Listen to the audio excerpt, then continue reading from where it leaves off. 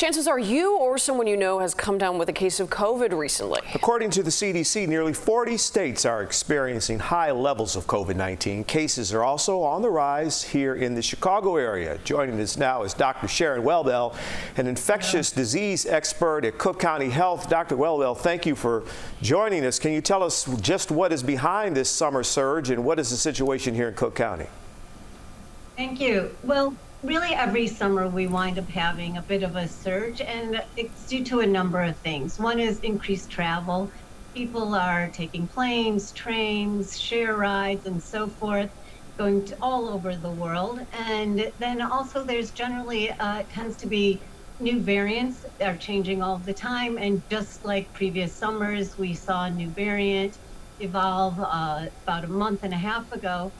So all of those things in combination will increase our rates. And then, of course, there really is no mitigation anymore in terms of masking and so forth, or very little. Right. How does this most recent variant differ from some of the ones like Omicron and others that we've seen in the past? The variants that we're seeing right now actually is a subset of Omicron. So it's also an Omicron. It's called the flirt variant, which really combines P3 1.1, P3.2, and P3.3.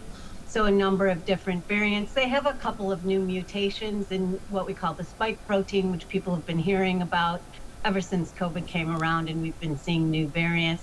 Really, in terms of clinically, not much different. We're not seeing more severe disease. We're not seeing that it's resistant to current therapies that are available.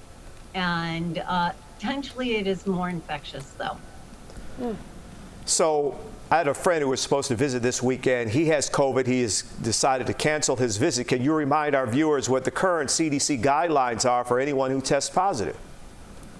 Sure. The current guidelines, so CDC has really wrapped up most viral illnesses, respiratory viral illnesses, into one recommendation. And we're really mostly talking about the seasonal wintertime, fall and wintertime viruses, so RSV, influenza, and COVID.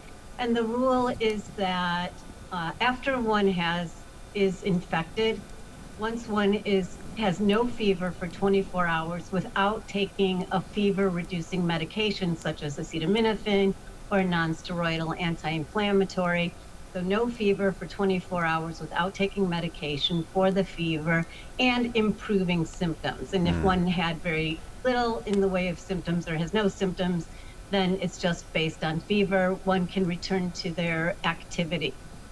Now, that said, one still should be careful to not infect other people because people are infectious potentially up to 10 days. Sure. And so wearing masks around other people, keeping some distance from other people, keeping hands clean, and so forth. Great reminders. Dr. Sharon Welbel, thank you for your expertise and for joining us this afternoon. Thank you.